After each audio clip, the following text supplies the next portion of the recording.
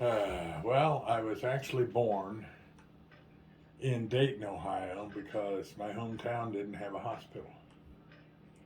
So, but my hometown, where I was born and raised, was Miamisburg, Ohio. It's just a little town about 5 miles south of Dayton.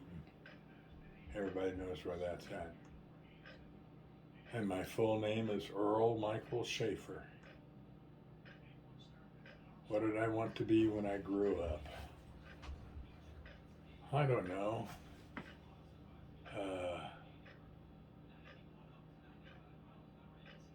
Hell, when I was growing up, I probably wanted to be John Wayne. but but as I got older, when I was in high school and I graduated, I just wanted to have a job and be successful at it. I originally enrolled at Cincinnati University as a chemical engineer, and I flunked out in 7 weeks because I didn't know calculus. I didn't know limits of calculus because I had a really crappy high school math teacher, one of them. My childhood, I thought about this question all the while I was reading the rest of them. My childhood was simple. I never spent any time at home. I was always either out in the street or on a field somewhere playing baseball or football or something. I had my bike and I rode. My extra money when I got to be about 12, my extra money was I rode my bike out to the golf course and caddied. That's how I made my spending money, because my dad couldn't give me money.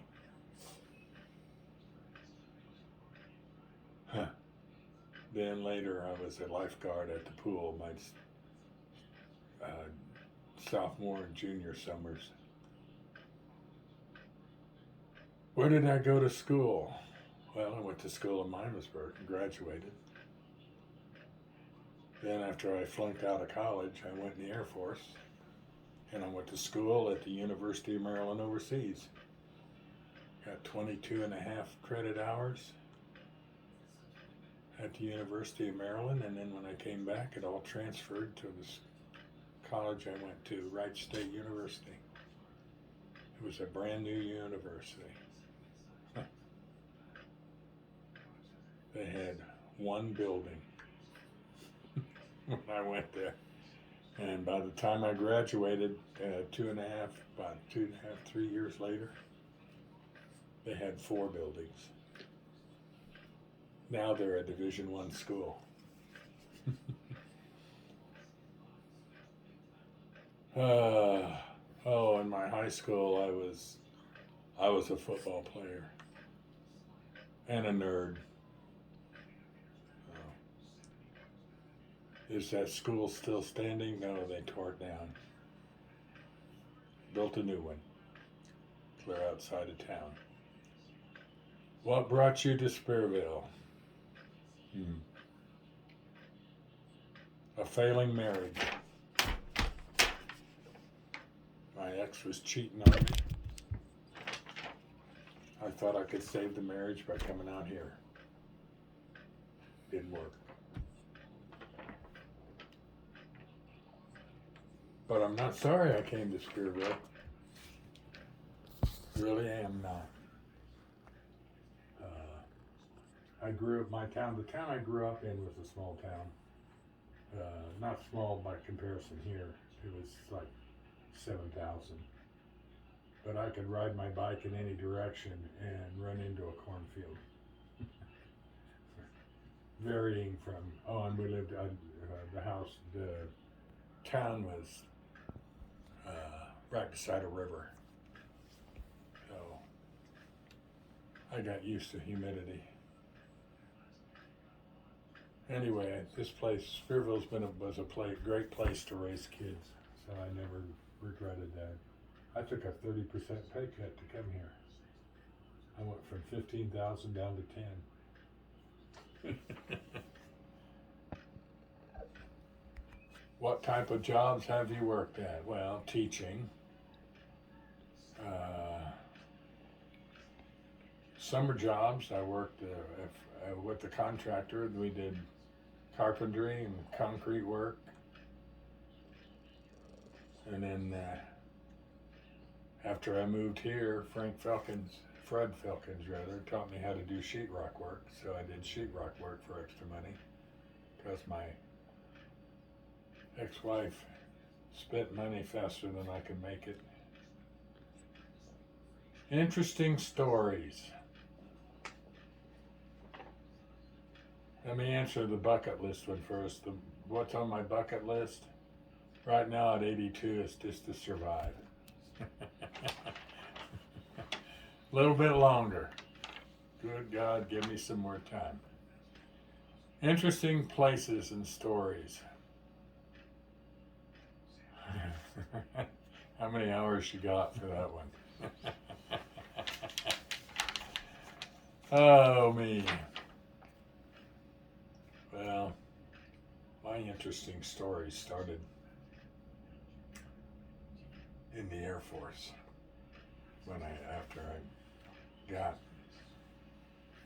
out of basic and out of tech school.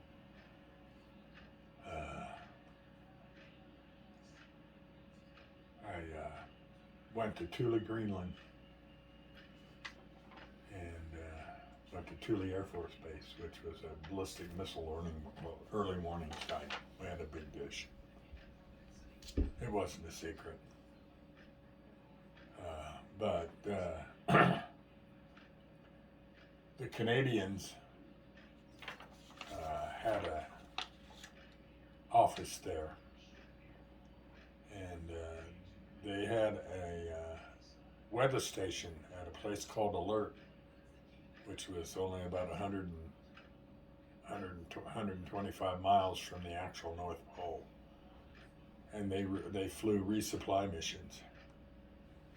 So I went down to the base operations and I got a hold of the Canadian pilot, and all their pilots are non-commissioned. They're not officers. I asked him if I could ride along, and I got to ride along. And I was sitting in the back with the loadmaster, and the pilot sat back for me to come up to the cockpit. So I went up, and he motioned to the empty co-pilot seat. He said, "Go ahead and sit down." So, and I had my movie camera with me, and I got to sit down, and I took some movies out the window of the Great Humboldt Glacier, and then we were landing, and he pointed out the window, and he said, "We're going right there. We're going to land, and here's this white runway. It looked pretty short, and it turned out to be it was this white rock." That this pilot, and it was a C-131. I don't know whether you're familiar with those, but it was, anyway, it was a prop jet. But we landed on that sucker, and I got to go out on the ground. And it wasn't landing that worried me, it was whether or not that sucker was long enough to take off. Because for those heavy airplanes, it takes a while for that to get lift off. But we got off and we got back. Other than that, there wasn't a whole hell of a lot. Oh, well. The only other interesting story about Thule, Greenland is the Thule storms. Winter storm blizzards. Blizzards with 80 and 90 mile an hour wind. And usually if you were in the barracks, you got call saying remain in the barracks. Well, I worked in telecommunications behind a green door. In other words, it was because we went through secret and top secret messages all night. And so we knew that this storm was coming up. So we said, and it was almost shift change. So we said, well, we better go, 3 of us, we better go relieve so that they can get back to the barracks. And then we'll be on our 8-hour shift, and the storm will be over by the time we get off. So we took off, and the wind came up, and there was a little shrimp in between us two big guys. And we ended up holding on to him when the wind came up. We were walking into the wind, and the wind came up, and his legs were dangling back almost at a pair. we're taking him to work with us. So that was the only other interesting story of that. And then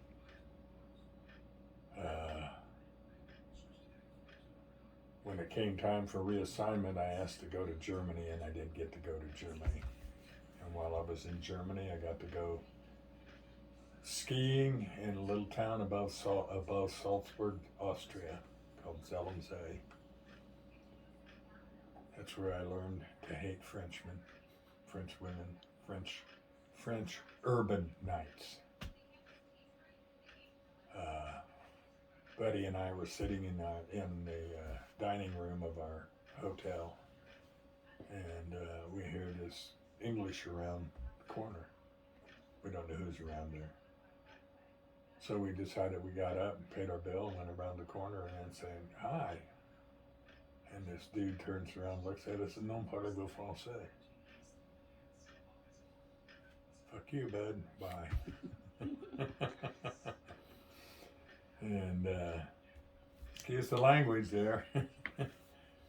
But I didn't, and they were students on a whatever. So then, same buddy and I took a trip to Amsterdam, and we got on the train at Wiesbaden, I believe. Well, we got on the train at a local town and went to Wiesbaden and changed, and we rode on the Orient Express. Well, we went to our compartment to try to claim our compartment, and it was filled. They would comfortably seat 3 on each side, 6 people, and there was at least 10, maybe 12 in there. And we said, this is our apartment. And they looked at us and didn't say nothing, but they didn't move. So we went to the conductor and told him. And he spoke English. He says, I'm not telling them to move. Those are all Italians from down at the bottom of Italy, and they're riding up to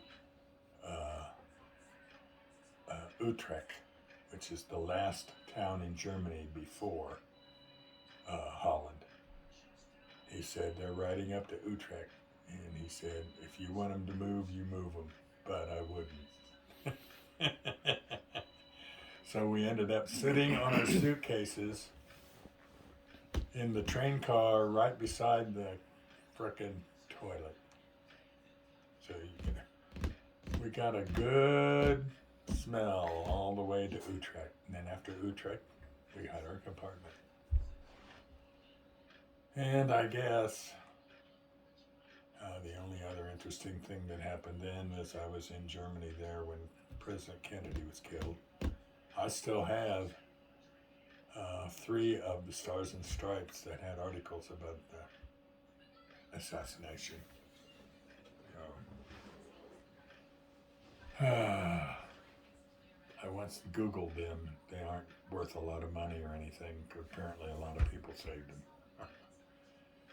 So I went to Holland. What else? Then I got reassigned to Turkey. Actually, I didn't know I was going to Turkey when I got reassigned. I got orders that said Operation Green Bar. So proceed to an army base. I can't remember what it was. Karamazov. Proceed to Karamazov and work on it and sign on as a courier. They'll tell you, they'll take you where you're going. They know the orders. Okay. Well, I ended up in Ankara, Turkey. on my way to Diyarbakir, Turkey, where they did have a secret base. And I was in the communications there, and they said the dish. The dish was probably bigger than this whole property, as far as just the dish itself. And then I was up on the stand and all that, and we were spying on the Russian space tests, rocket tests. Well, they knew we were spying because they would jam our frequencies from time to time. Anyway, Turkey was interesting. There are no whorehouses in Turkey. There are prisons, and if you want to get screwed, you go to the prison.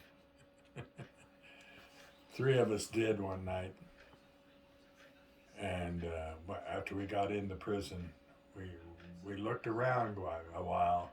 Most of the women walked around nude, and fairly unclean too. I mean, but none of us got screwed because we just left. It just didn't turn us on, you could say.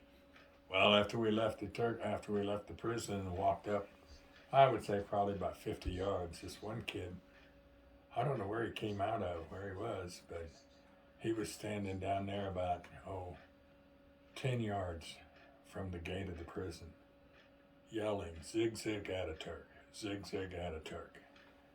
Well, that's fuck Ataturk. And Ataturk is the visionary that unified Turkey, one of them. And we didn't stick around because we didn't want to know whether or not that guy was gonna live or not. We took off. The only other interesting Turkey story that I have is my roommate, Phil Blackwell. He was a pretty smart guy. We played chess quite a bit together. But we also got drunk together, or apart. I came home from work one night. Oh, speaking of getting drunk, before I tell you about his experience, I'll tell you about mine. I went to the NCO club one night, and I just got blitzed. I was drinking shots of vodka dropped in a beer and then chugging the beer. Can't begin to tell you how many I had, but I ended up sleeping stark naked underneath one of the lamps on the way from the NCO club to my barracks. And I don't know why I took my clothes off. But anyway, somebody came and helped me go to bed. Anyway, one night I came home from work, and I entered the door, and Phil just leaned over, looked up at me out of the bed, and then leaned over and puked on the floor. I said, "Damn, Phil, get up and clean that up." And I think he did, because I was tired. I went over and dropped in my bunk, and well, the next morning, I woke up, his bed was empty, and I went down to the laboratory, and I had to go to the bathroom. And here's Phil, stark naked, sitting in a big sink, washing out his underwear. And I said, "Phil, what's wrong? What are you doing?" Because we had a laundry. "What are you doing?" He said, "Shut up. Go do whatever you're doing. Don't ask." I said, "Phil, what's up?" Finally, after I'd nagged him, he said, "Last night at some point in time I had to get up and go piss." Well, it turned out I not only had to go piss, but I had to shit too. I sat down on the toilet and I proceeded to pass out, and I kept shitting and rolling. I couldn't stop laughing. I still can't stop laughing every time I think about that. And he said, "If you don't stop laughing, I'm going to floor you." I walked out. I couldn't stop laughing. But that's probably the funniest thing I've ever seen. Him just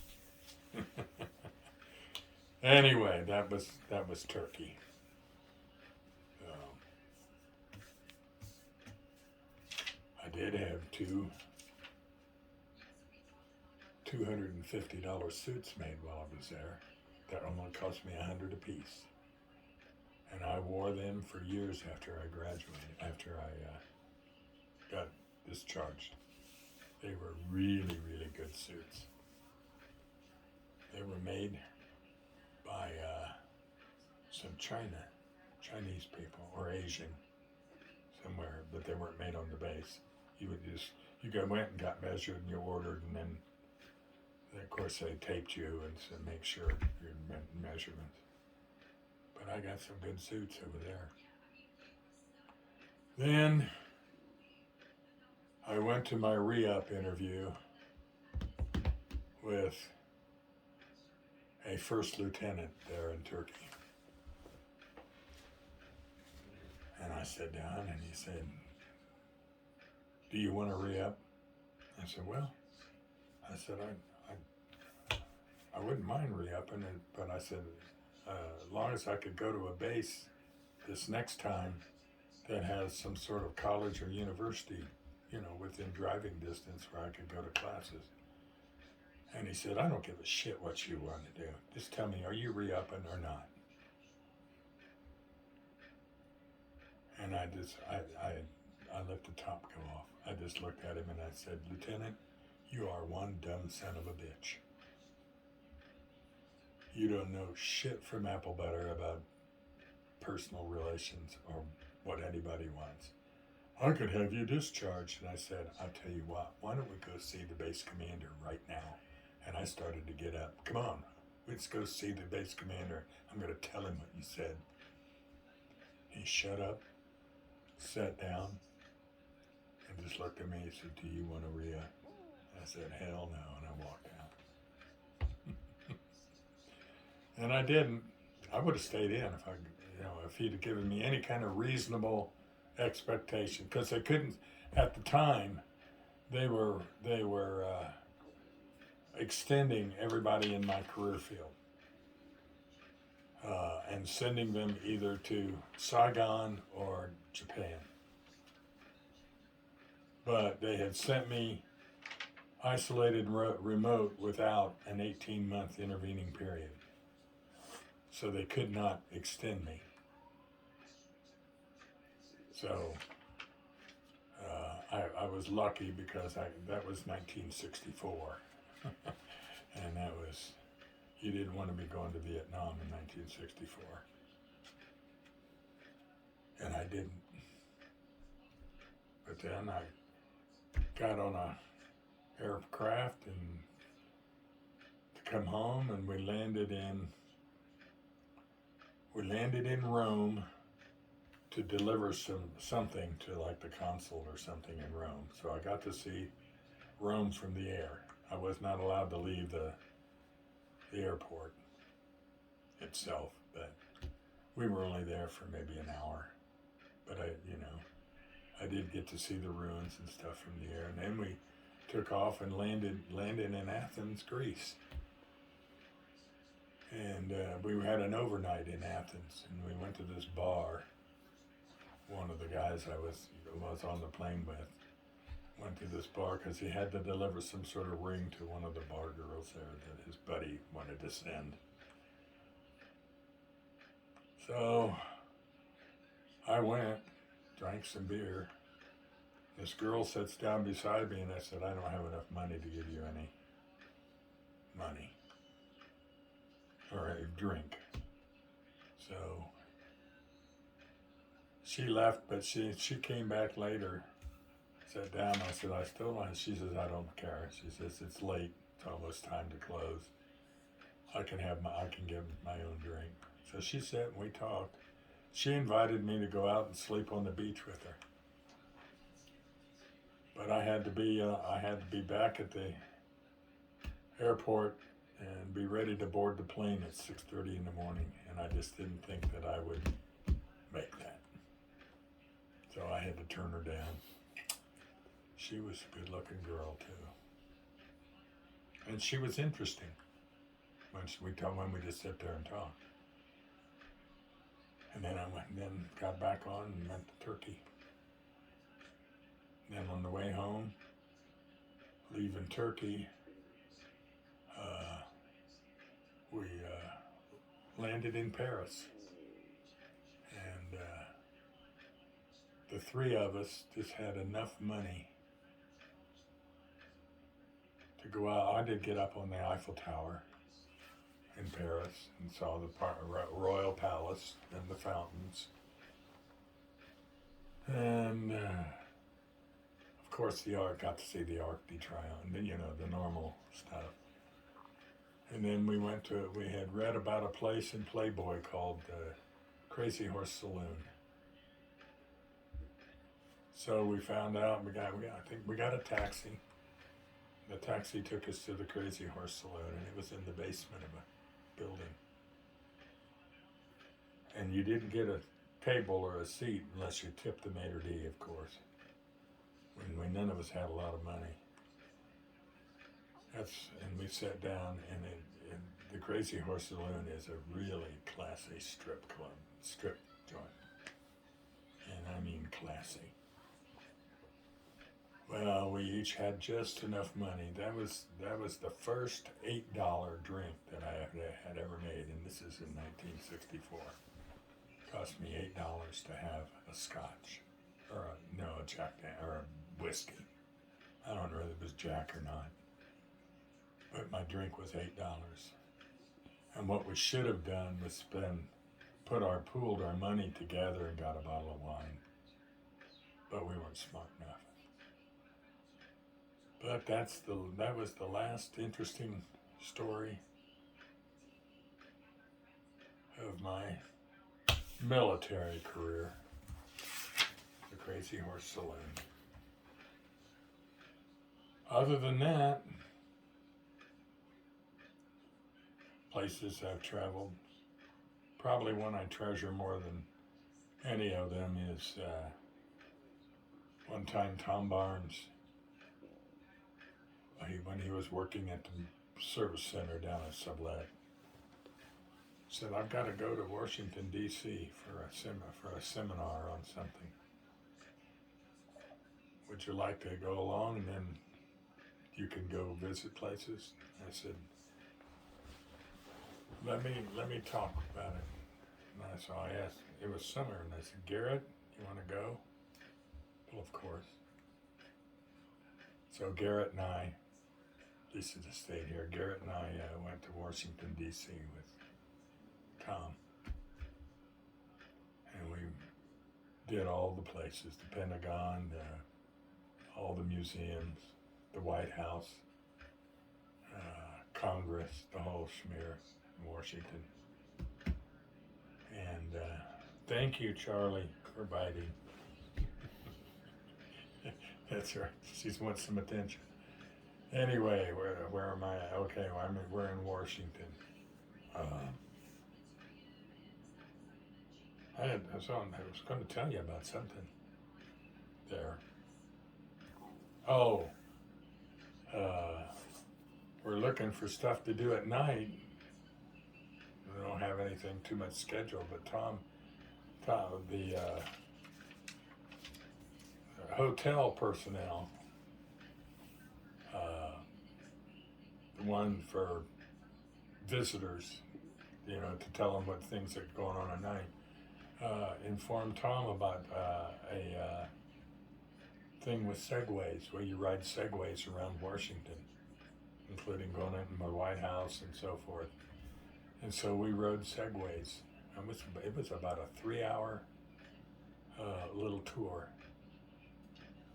So got to ride segways. That was fun. Fell off the side of it. Right in front of the White House grounds. I was doing so well. That's the story. You got the story. Sounds good. Thank you, Mike. No problem.